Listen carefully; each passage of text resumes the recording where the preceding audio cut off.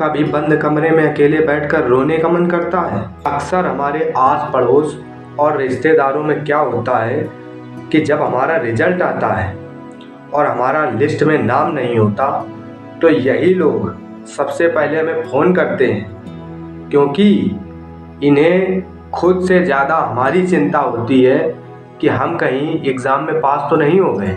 लेकिन पीठ पीछे पूरे मोहल्ले में, पूरे रिश्तेदारों में आपका तमाशा बनाएंगे और हंस कर कहेंगे, देख लो उसका हाल, बड़ा पढ़ाकू बनता था, पढ़ाई वढ़ाई नहीं करता होगा, इधर उधर आवारगी करता होगा, तभी तो कुछ नहीं उखड़ा। लोग आपके रातों की मेहनत नहीं देखते, वो सिर्फ आपके फेल होने का इंतज़ार करते हैं और आपके फेलियर का मजाक उड़ाते हैं। आपको भी लोगों के ये ताने चुभते हैं तो मैं आपको एक 12 साल के लड़के की कहानी सुनाता हूँ, जिसका साथ जन्म से ही कुदरत ने नहीं दिया और उसे ऐसी ठोकरें और चुनौतियाँ किस्मत ने दी थी कि आप सोच भी नहीं सकते। लेकिन उसने अपनी बुद्धि के दम पर इस पूरी दुनिया में अपनी पहचान बना ली। उस लड़के का नाम था अष्टावक्र। अष्टावक्र का मतलब है 8 जगहों से टेढ़ा। उसका शरीर 8 जगहों से टेढ़ा था। जिस उम्र में बच्चे दौड़ते भागते हैं उस उम्र में वो सही से खड़ा भी नहीं हो पाता था, इसीलिए उसका नाम रख दिया गया था अष्टावक्र। अष्टावक्र ने जिस समय जन्म भी नहीं लिया था उस समय उसके पिता को एक विद्वान ने शास्त्रार्थ में पराजित करके उनके पिता को बंदी बना लिया था। उस 12 साल के लड़के का शरीर तो जन्म से अपाहिज था ही, बचपन से पिता का साया भी नहीं था। उसके हालातों ने उसे चारों तरफ से घेर कर रखा था, फिर भी उसने अपने हालातों का रोना नहीं रोया। उसने कभी यह नहीं सोचा कि मैं तो अपाहिज हूँ, मेरा क्या होगा।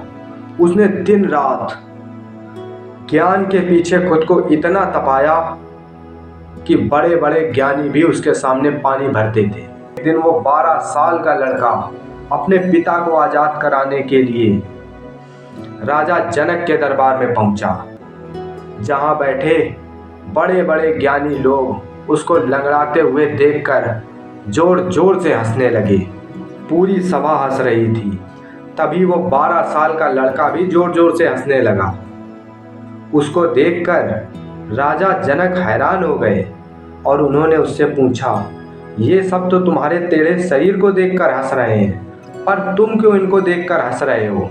वक्र ने कहा, महाराज, मुझे लगा था कि मैं ज्ञानियों की सभा में आया हूँ, लेकिन यहाँ तो चमड़े के व्यापारी बैठे हैं। इन्हें मेरी बुद्धि और मेरा ज्ञान नहीं दिख रहा है, इन्हें सिर्फ मेरी बाहरी चमड़ी और मेरा टेढ़ा शरीर दिख रहा है। जो व्यक्ति किसी के बाहरी रूप को देखकर किसी की कीमत तय करे वो ज्ञानी कैसे हो सकता है?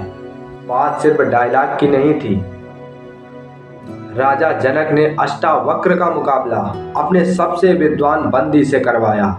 बंदी वो व्यक्ति था जिसने अष्टावक्र के पिता को हराया था। पूरी दुनिया उससे खौफ खाती थी, लेकिन उस 12 साल के लड़के ने, जिसने अपने आप को बंद कमरे में इतना रगड़ा था, उस बंदी के हर सवाल का ऐसा जवाब दिया कि बंदी के पसीने छूट गए। आखिर में दुनिया के सबसे बड़े ज्ञानी को उस 8 जगह से टेढ़े शरीर वाले अष्टावक्र के सामने घुटने टेक कर माफ़ी मांगनी पड़ी और उसके पिता को आज़ाद भी करना पड़ा। इसीलिए दोस्तों, मैं कहता हूँ कि जन्म से 8 जगह से टेढ़ा एक लड़का, जिसे पूरी दुनिया अपाहिज कहती थी, उसने अपनी मेहनत और अपने दिमाग के दम पर उस सभा में बैठे सारे लोगों का सर नीचे करा दिया। तो क्या आप 1-2 एग्ज़ाम के फेलियर से या लोगों के तानों से कैसे टूट सकते हो यार? भल्ले वाले और रिश्तेदार तो आज तुम्हारे खाली हाथ देखकर हंसेंगे ही, लेकिन तुम्हें अष्टावक्र की तरह अपनी मेहनत के दम पर अपनी बुद्धि को इतना तेज करना है कि जो लोग पीठ पीछे तुम्हें आवारा कह रहे हैं वो कल तुम्हारे सामने सर झुका कर खड़े हों।